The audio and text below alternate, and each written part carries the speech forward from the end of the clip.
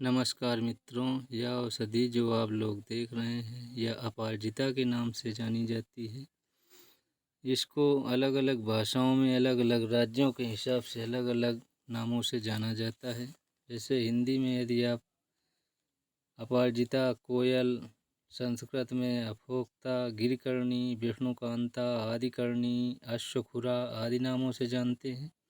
गुजरात में गरहणी, मराठी में गोकर्णी, काजली, बंगाली में अपराजिता, तेलुगु में दिटेन, द्रविणी में करपुक्का, कट्टान विर्रय, अरबी में मजरी यून, फारसी में आशा खीस आदि नामों से जानते हैं।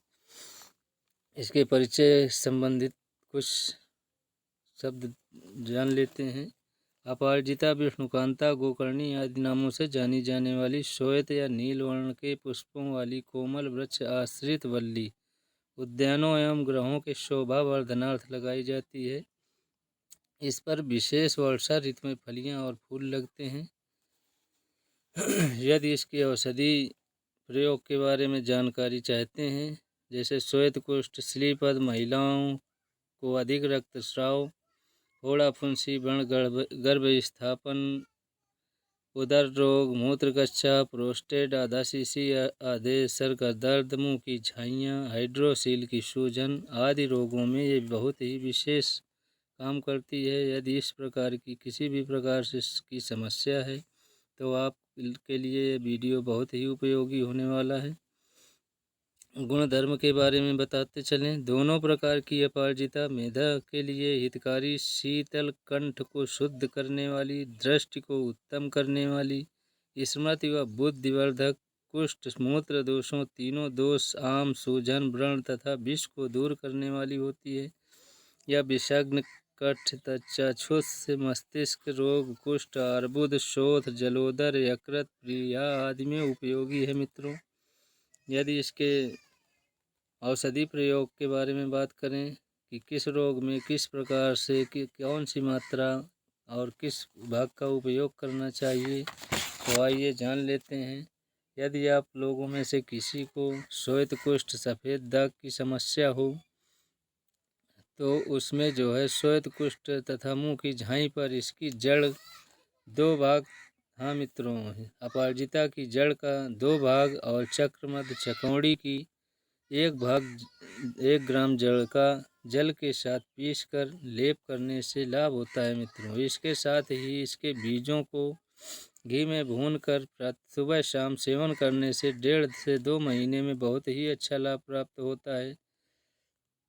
तथा साथ ही इसकी जड़ की राख या भस्म को मक्खन मिला करके घिसकर अच्छा पेस्ट बनाकर मुंह की झाई में यदि आप लगाते हैं तो आपकी झाइयाँ दूर हो जाएंगी। श्लीपद यानी गज पाँव, पील पाँव जिसको बोलते हैं, उसमें आप इसको 10 से 20 ग्राम जड़ को थोड़े से जल के साथ पीसकर गरम कर लेप करने से 8-10 पत्रों को कल्क की पोटली बनाकर सेंकने से लाभ होता है।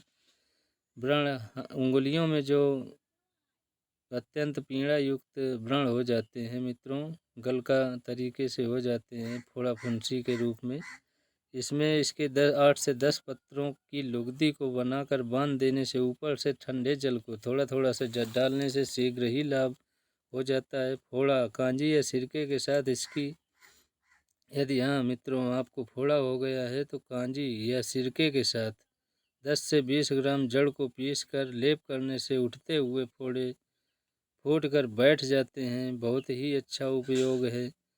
एक और विशेष इसका प्रयोग बता देते हैं। यदि महिलाओं को अधिक रक्तस्राव हो रहा हो तो इसके मित्रों ये पत्र ले करके 8 से 10 ग्राम रस, पत्रों का 8 से 10 ग्राम रस निकालिए और 10 ग्राम मिश्री इसमें मिला दीजिए और उस महिला को दे दीजिए जिसको रक्तस्राव की समस्या हो। तुरंत लाभ हो जाता है। कई रोगियों में हमने इसका रस निकालकर बहुत ही अच्छा रिजल्ट पाया है।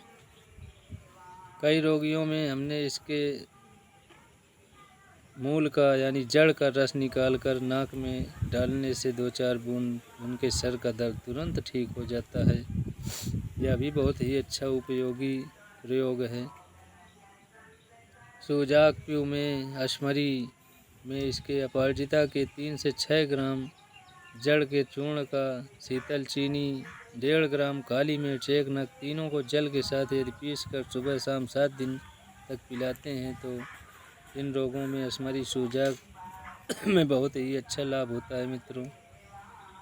इसकी 5 ग्राम जड़ को चावल के धोवन के साथ में पीस कर यदि कुछ समय पिलाने से मूत्र की पथरी, यदि मूत्राशय में पथरी हो गई है मित्रों, तो इसकी अपराजिता की 5 ग्राम जड़ को चावल के धुले हुए पानी के साथ पीस करके यदि आप कुछ दिन तक इसका सेवन कराते हैं तो आपकी मूत्राशय की पथरी कट कट के निकल जाएगी। लाल सूत के धागे में इसकी जड़ को कमर में बांध दें तो तीसरे दिन मित्रों, तीसरे दिन जो तीसरा चौथिया ज्वर होता है वो नहीं आएगा, तुरंत ठीक हो जाता है। और बात करें इसके अधशीशी या अधसर का दर्द में किस प्रकार से उपयोगी है ये। यदि किसी का अधशीशी का दर्द हो रहा है तो इसके 4 से 6 बूंद बीजों के रस को निकाल कर नाक में टपकाने से आधे सर का दर्द चला जाता है मित्रों। इसके बीज ठंडे और विषग्न होते हैं। इसके बीज और जड़ को समान भाग लेकर जल के साथ पीसकर नस्य देने से अर्धविभेदक आधा शीशी का दर्द दूर हो जाता है। श्वास खांस यदि बच्चों में हो गई है तो इसकी जड़ का शरबत बनाकर थोड़े थोड़े यदि आप चटाते हैं तो बालकों की श्वास खांस कुकुर खांसी में बहुत ही अच्छा लाभ होता है। गलगंड, गले के रोग, गलगंड हो जाता है जिसको गले में सूजन, व्रण, फोड़ा जैसा मांस की ग्रोथ बढ़ जाती है, तो इसमें श्वेत अपराजिता मित्रों, सफ़ेद फूल वाली अपराजिता की जड़ को 1 से 2 ग्राम चूर्ण को घृत में मिश्रित करके पीने से अथवा कटुफल के चूर्ण को गले में अंदर घर्षण करने से गलगंड रोग शांत हो जाता है। तूंडी केरी शोथ यानी 10 ग्राम पत्र 500 ग्राम जल में क्वाथ कर आधा शेष रहने पर सुबह शाम गंडूस करने से टैंसिल, गले के व्रण तथा स्वरभंग जैसे रोगों को बहुत ही अच्छा लाभ होता है। इन रोगों में बहुत ही अच्छा लाभ होता है इसके क्वाथ का यदि आप गरारा करते हैं तो। जलोदर कमाला डिब्बा रोग, जलोदर कमाला और बालकों को के डिब्बा रोग में इसके भुने हुए बीजों को आधा ग्राम के लगभग महीन चूर्ण को गर्म जल के साथ 2 दिन में 2 बार सेवन कराने से लाभ प्राप्त हो जाता है। कमाला में इसकी जड़ का 3 से 6 ग्राम चूर्ण छाछ के साथ देने से लाभ होता है। वहीं बालकों के उदर शूल, अफरा, डिब्बा रोग पर इसके 1 से 2 ग्राम बीजों को आग भर भूनकर माता या बकरी के दूध अथवा घी के साथ चटाने से शीघ्र लाभ प्राप्त होता है। प्लिया वृद्धि, इसकी जड़ बहुत ही रेचक है, यानी अपराजिता की जड़ मित्रों बहुत ही रेचक होती है। इसकी जड़ को दूसरी रेचक और मूत्र जन्म कर औषधियों के साथ देने से बड़ी हुई तिल्ली और जलांधर आदि रोग मिटते हैं। मूत्राशय की दाह मिट जाती है। मूत्राशय में जो जलन होती है वो भी मित्रों मिट जाती है। मूत्र कच्छा, सूखे जड़ के चूर्ण प्रयोग से गठिया, मूत्राशय की जलन और मूत्र कच्छा का नाश होता है। 1 से 2 ग्राम चूर्ण गर्म पानी या दूध के साथ दिन में 2-3 बार प्रयोग करने से विशेष लाभ होता है।